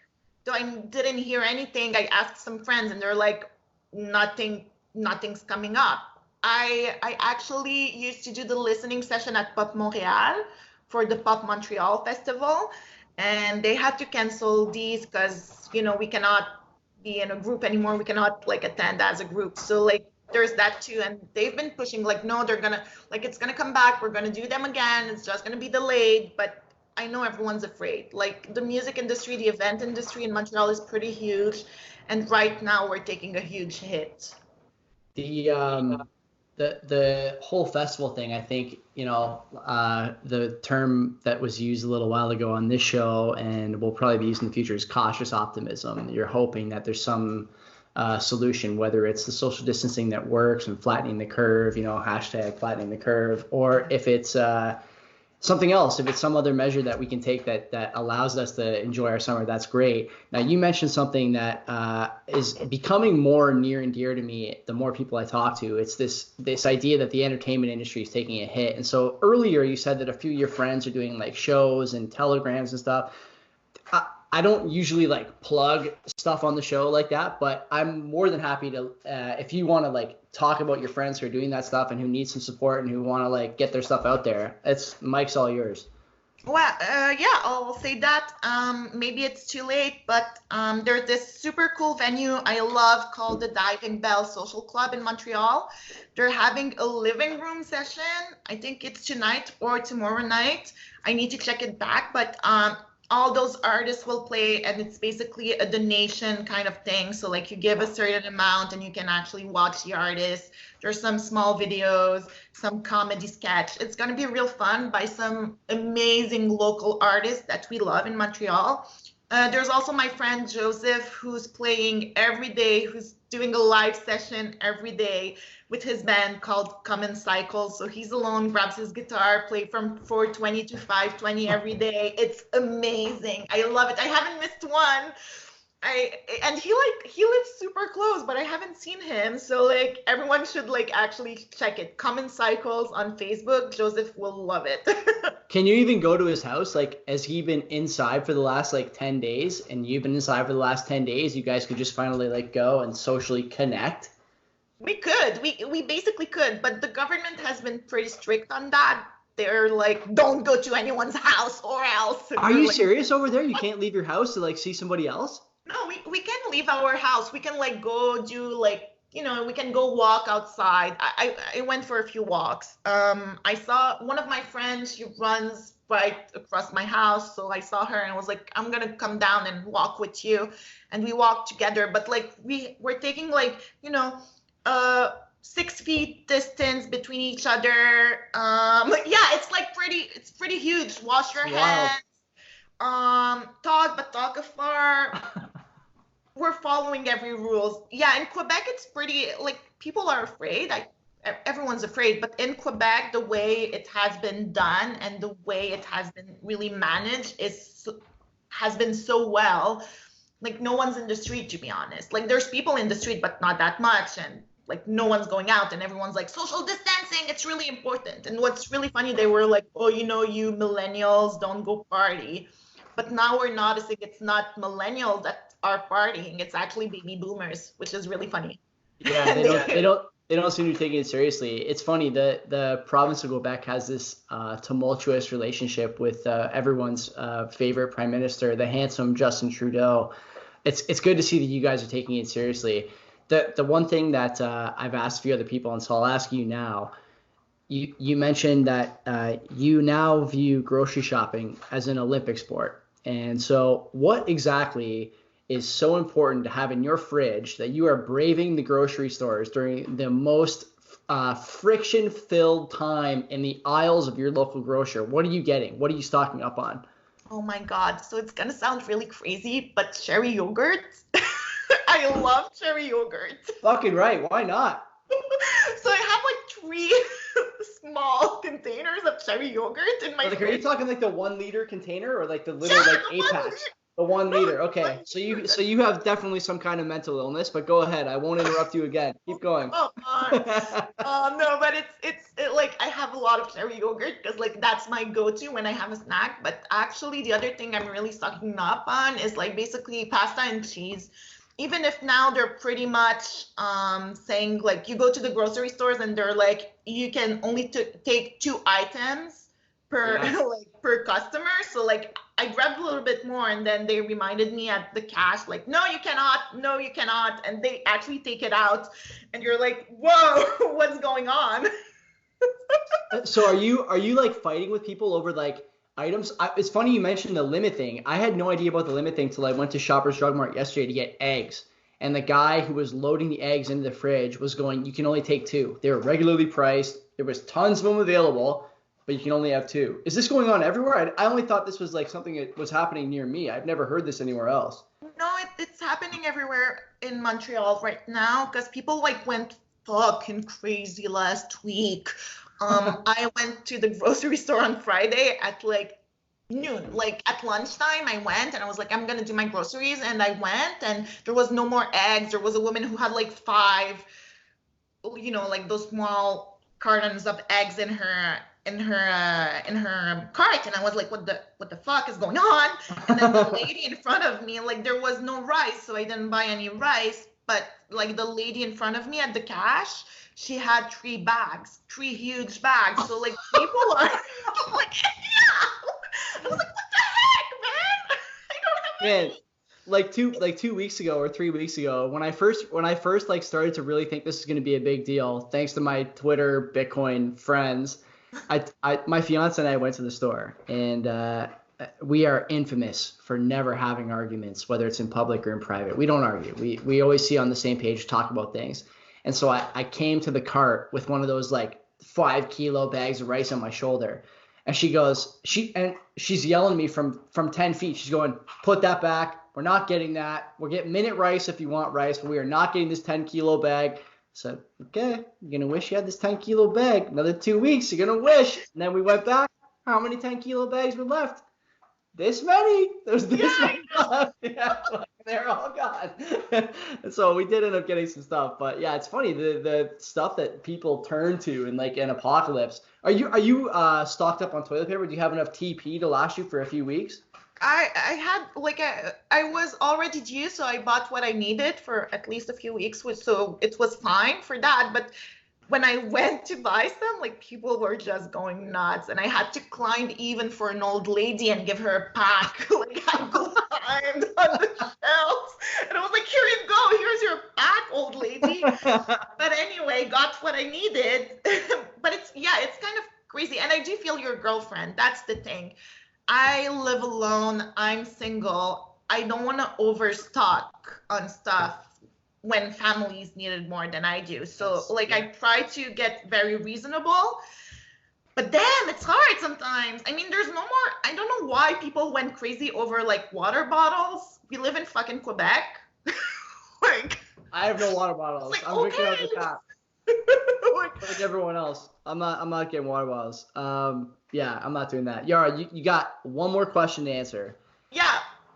We got probably I don't know, let's say 6 more weeks of this this measure that we're taking to protect each other and the most vulnerable among us. And it's a noble cause. It's something that I think we're going to be proud of in 2 decades or 3 decades when this is, run its course. what tip do you have for the person who's in our demo? So I think you're not 30 yet. I'm 33. Everyone I've talked to is between like 24 and 35. So what advice do you have for someone in our demo to stay sane and stay safe over the next few weeks?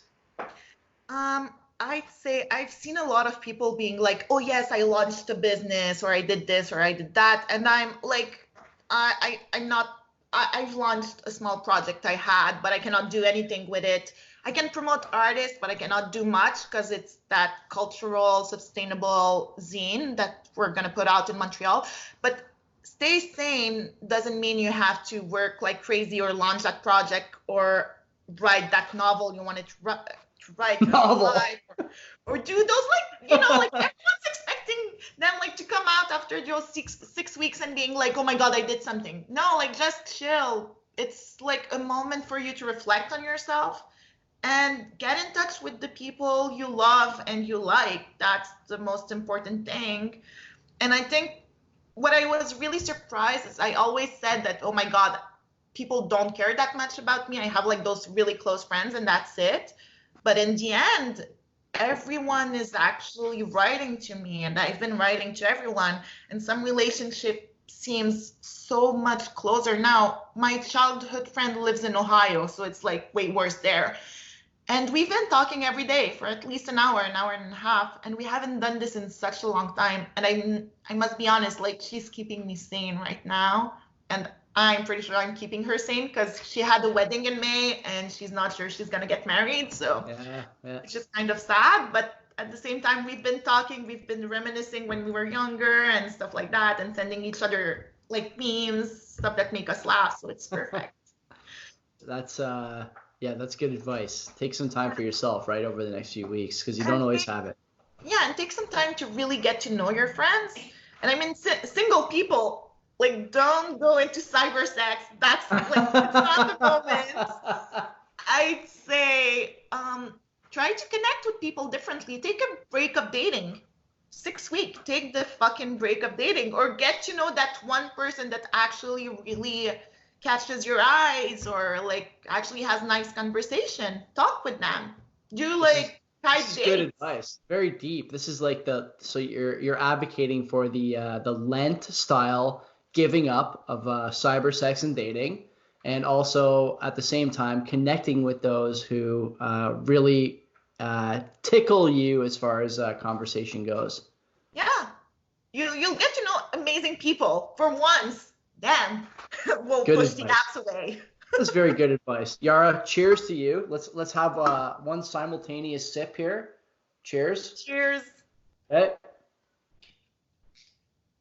And that's it. You're going to come back on in a few weeks when we're still in quarantine? Yep. Okay. We'll see you then. Okay. Take care. Peace, pal. Bye. Wait.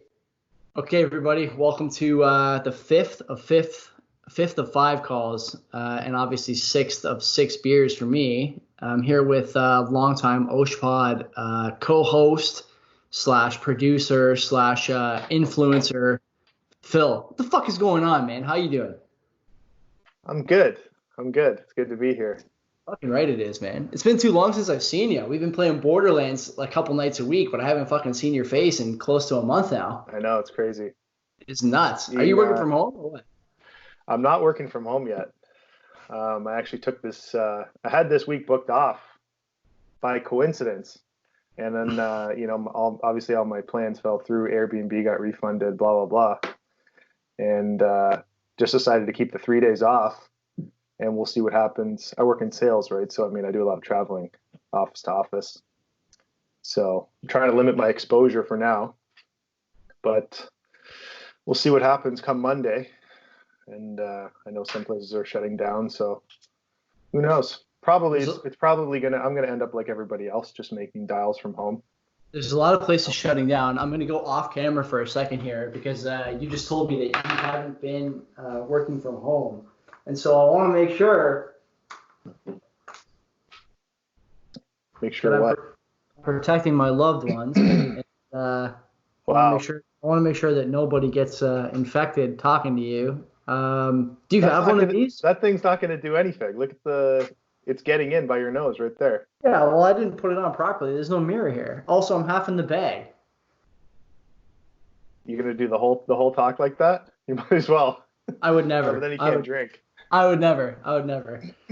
What have you been doing to stay sane? You've been so your girlfriend is home, right? She's home now. She's home. Yeah. Okay. So are you reacquainting with her, or are you, as the pensioners say, not adjusting well to retirement? No, we're good, man. We're good. We've been give each other space, when you need it, right? It's not like 100% of the time you're together, right? Might be upstairs. I'm downstairs. I just finished a workout down here. Nice. My new jailhouse gym, makeshift gym over here. Let's see the home gym. Can you give me the preview here? That's about it. Just a bench that's being stabilized by a couch so it doesn't flip over. So I had a guy on about an hour ago, Ryan, who was telling me that him and his buddies are doing something on Slack with a push-up bot. So every hour, the bot sends you a number of push-ups you have to do, and it starts at 10 every day. And so by the end of the day, You're doing about 20 push-ups. So by the end of the full workday, you've done close to 120 push-ups. Do you want to do some fitness right now? I mean, we probably should, since we're recording the podcast. Yeah, right now. I just finished. I just did an hour. I'll do 10 push-ups if you do 10 push-ups. I'm not doing it right now. I'm gonna do it. You better do it, you Phil. Go for it. This is the last one. Count me out. Show us your form. Count me out. I can't hear you. I got the dog here too. See this? This is good form. Go for it. Make sure your nose is touching the ground or close to it. Scoop is here. He's checking the form, making sure everything's kosher. Get lower. You got to get lower than that. It's 5, 6, 7, 8, 9, and 10. And now I feel good about these beers that I'm having. Can you hear me? Now you can hear me. That's a walk in the park for you, 10 push-ups like that. Love to hear what you were saying while I wasn't on the headphones. Are you running? Are your neighbors out? Like, are you seeing your neighbors in the last little while? Yeah, I've seen them. Everyone's walking their dogs, right? People are out and about. I went for a walk the other day. There's a Shoppers Drug Mart not too far from here. Take a cruise down. Yeah. But to be honest, I was looking forward to these past 3 days booked off this week, right? So it just happened by coincidence, everything shut down. So I've just kind of been taking it as like a long weekend, right? Like I've been doing a little bit of work, catching up on some work, catching up on some shit around the house, whatever. So I mean, it doesn't really feel like a lockdown yet. We'll see because I'm not officially bound to my house yet, right? So we'll see what happens. Soon, it's going to be a different story when I'm in your boat, like, and you're actually working from home. Yeah. And then, and then you're done work at 5 or whatever, and then now you're just at home again. The scenery doesn't change, right? Whereas right now, I'm currently still getting in my truck and I'm going to different cities and the scenery's moving right during the day. So right now, it just kind of feels like a long weekend to me. The weirdest thing about working from home is kind of waking up, ignoring the time you'd usually spend like showering, getting ready, making breakfast and everything.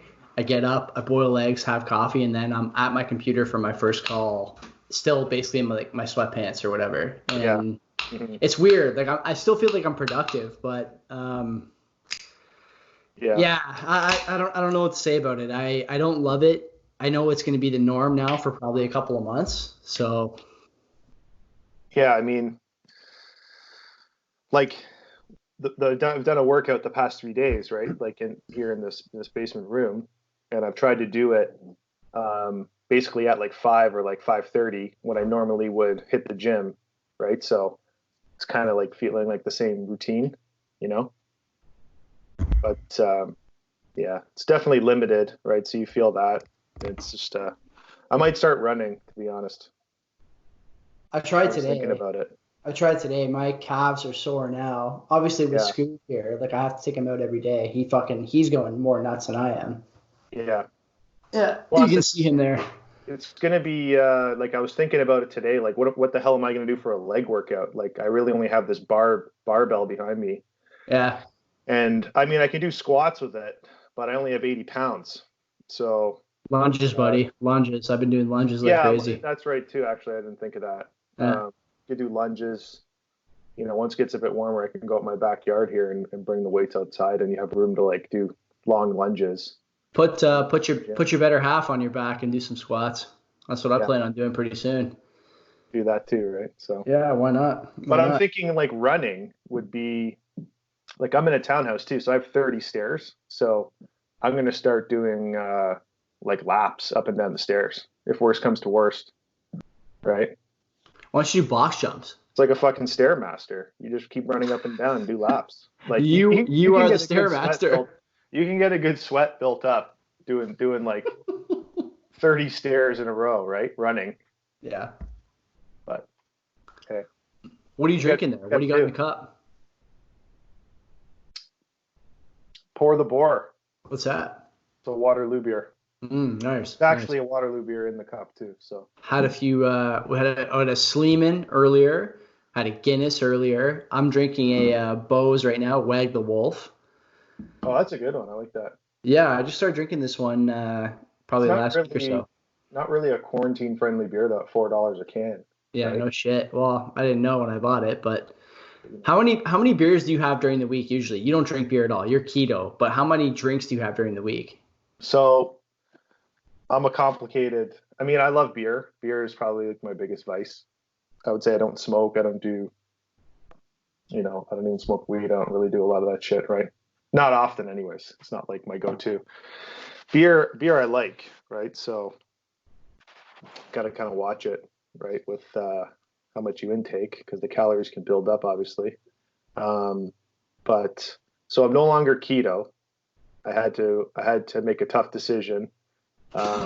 Coming into this, we're in quarantine. It's fucked up. It's fucked up. You know what? I fucking built myself up to get back into it. I was ready to buckle down. I was going to do a 2-month run, and I'm 3.5 weeks in, and then this shit hits me, right? So like I just ran out of fresh vegetables. I got frozen ones, but I mean my go-to is just a salad, pretty much with anything, various types of meats, and then got to have a big salad, right?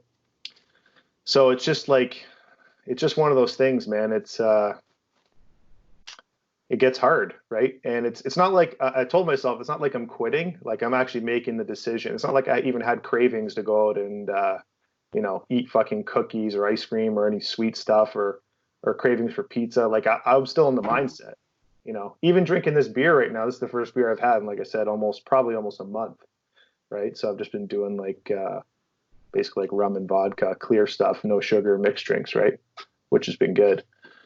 But it's so the beer actually feels really heavy right now, drinking this thing. It's going to fill me up. So, but during the week, I would probably be good for a couple at night. Like if I really, the summertime, especially warmer weather, you come home, you don't really, you barbecue, you have one or two. Yeah. But I tried to stay away from it, but now I kind of had to make the decision. So it's going to be interesting. I mean, I had a noodle dish last night, so it was like the first noodles I've had in a month, right? You're going all in. Well, you know what?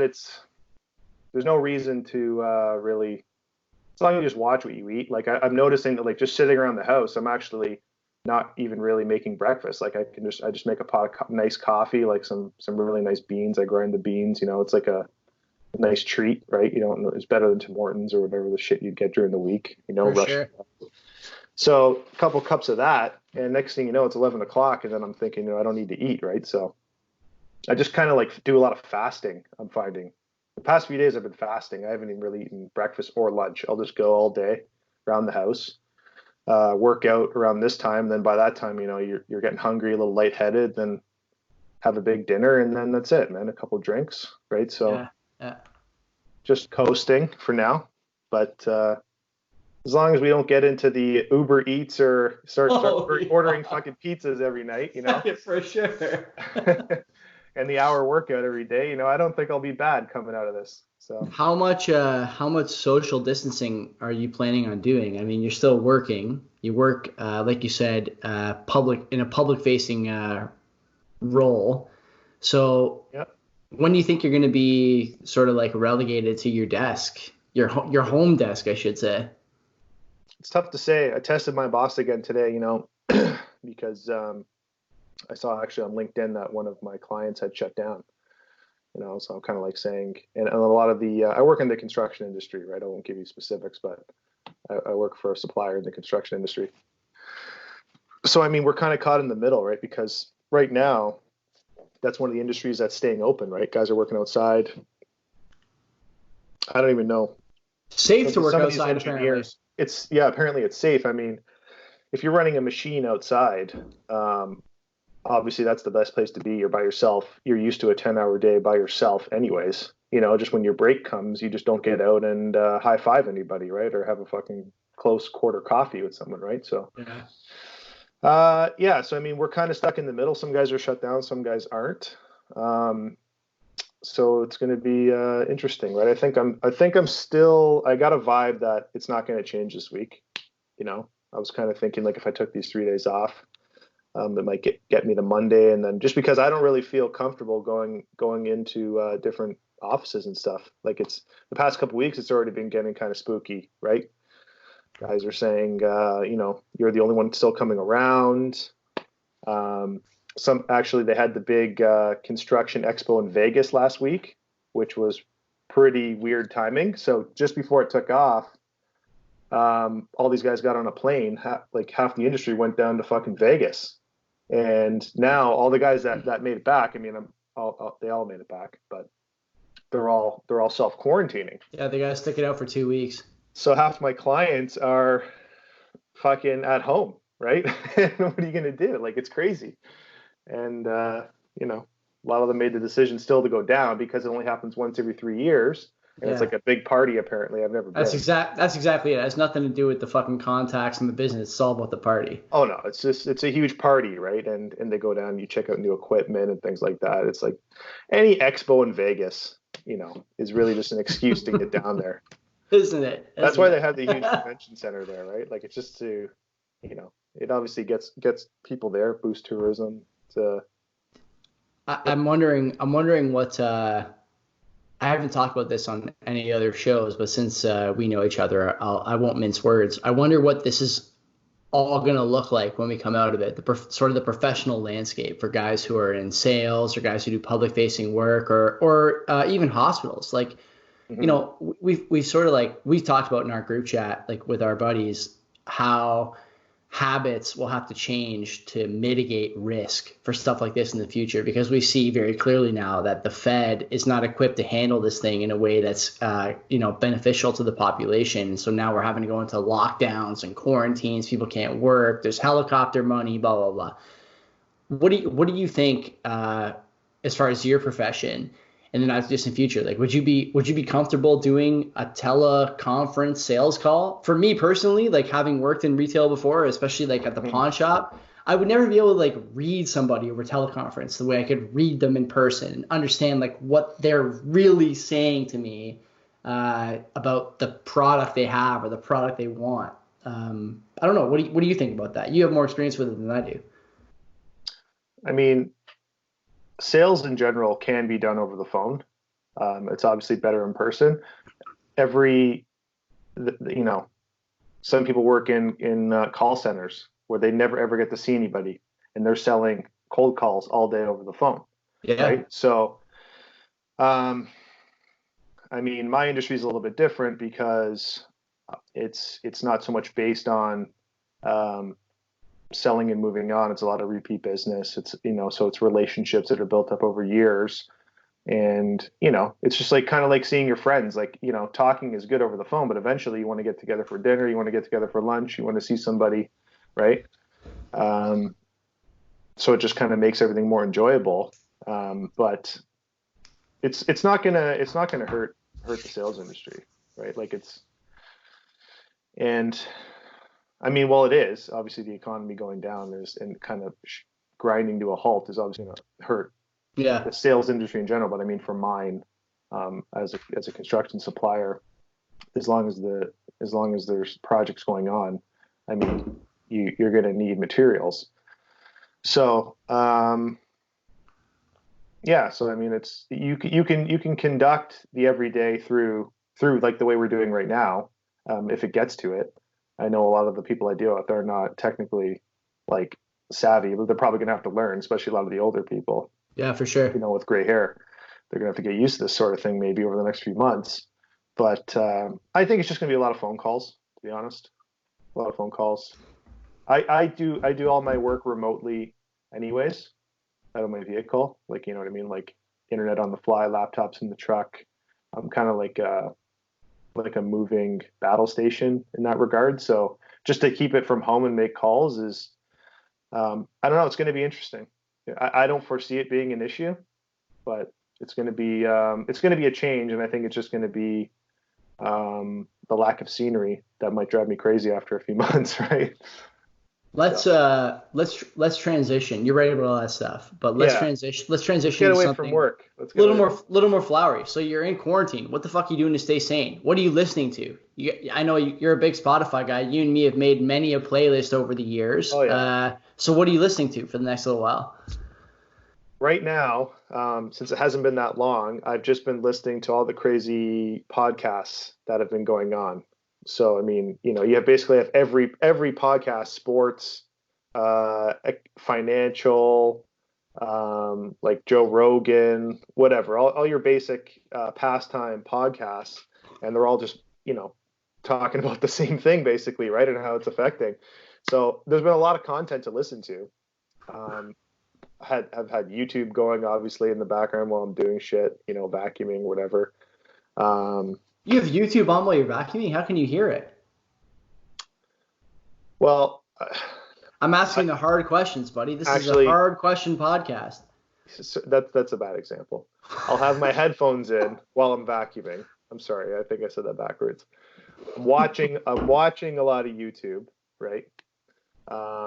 Which is what I do normally. I don't watch a lot of actual TV outside of sports. That's the only reason I pay for cable, is just to have sports.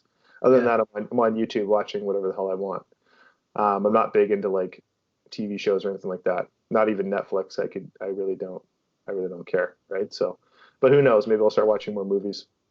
But I've just been sort of organizing, cleaning the house a bit, doing things around here that I've kind of been meaning to get to. Now working out here,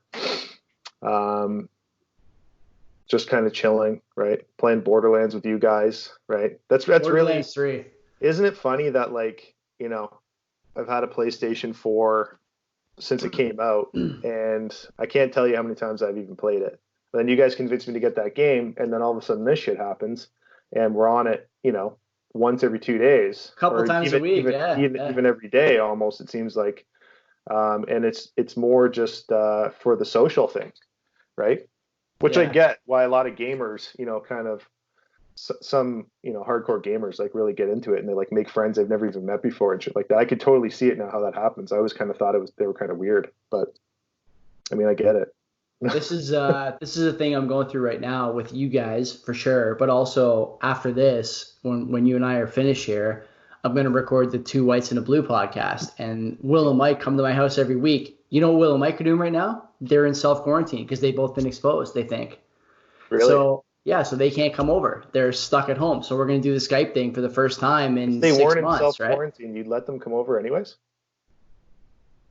Yeah, I trust those guys. If they want to come over and they weren't in self-quarantine, they're not going to the gym or anything. Everything's closed. So unless they were really being stupid, I would imagine that they're taking care of themselves. Yeah, I mean, Mike's parents, Kenzie's parents as well, my better half's parents are all locked up because they just got back from vacation. So yeah, my parents too. My parents are. Your parents just got back, right? Yeah, they decided to drive down to Florida, and I literally was trying to convince them. I said, "You guys are nuts driving down to Florida. Like, I don't get it. Just fly. It costs like, $300 each. Just zip a flight down there." And yeah, from Buffalo. I'm so happy they didn't listen to me because they wouldn't have been back. The times we're living in, guys I work with who are in management positions are saying the same thing that you're saying, that, if you had flown away, so I'll give you an example. A guy I work with who's a business development manager where I'm employed was trying to go on vacation for March break with his kids. And so on Sunday, he was supposed to fly out to Mexico, or Saturday, he was supposed to fly out to Mexico. He flies out, and then he gets the order basically Sunday night last week saying, you got to come home now. You can't stay away. And ended up staying in like a Mexican hotel, not a fucking Ryu or a Sandals, like a Mexican hotel for a night, and then going back to the airport the next day. Wow. Tough, really tough. Yeah. So yeah, they're back. They're self-quarantine. So it's like, I think they're 2 days now into it. Yeah. But yeah, I had to tell them. So sorry, I'm not coming to visit you guys. Fuck no. We can talk on the phone. We'll connect another time. Yeah. Okay, Phil. Last thing we'll talk about. I'll let you go after this so I can do the other show and get something to eat. Sure. I've asked everyone the same question at the end of the show. We're living in new times. We've never had to do this before, especially people of our generation have never had to put themselves basically in a jail cell for more than a couple of days at a time. We're looking at the beginning of a 4 or 5 or 6 or longer week stretch here while this thing rides out. What is your advice to somebody who just now is coming to the realization that this is their reality? What would you tell somebody is the best thing they can do to kind of keep themselves safe while also keeping themselves sane? You need to know thyself. You need to conquer your mind. You're in isolation, but you need to conquer your own mind. It's going to be okay. Try to see the good things. Try to turn it into a good thing. There's a lot of negativity on the internet. If you open Twitter, you're guaranteed you're not going to see one good thing on Twitter. So, I mean, if that's giving you stress, then don't open fucking Twitter. Delete it from your phone. Do what you got to do. Stay away from things. Self-improvement, right? Get some weights. Go for a run. Do those sorts of things. Those things in general are probably going to be the key to this whole thing. It's just breaking it up, because if you're sitting and you're stagnant, you're gonna fall into a depression, and you don't want that to happen, right? And that's just because the blood's not moving, right? And you're not releasing the chemicals in your body, you're not mixing it up. So I would just say, try to keep a positive attitude. Don't focus on the negative things. Don't focus too much on the media, because there's a lot of it right now. And make a commitment to yourself. Act like a carrier. Act like you have it. So be careful who you go around. Try to limit that as best as possible. Try not to go out at all if you can, or and just buckle down. That's all I can say. It's good advice. Do you want to give people a song you're listening to after you leave here that they can fucking tune into to enjoy a quick 3 or 4 minutes? A song. Wow.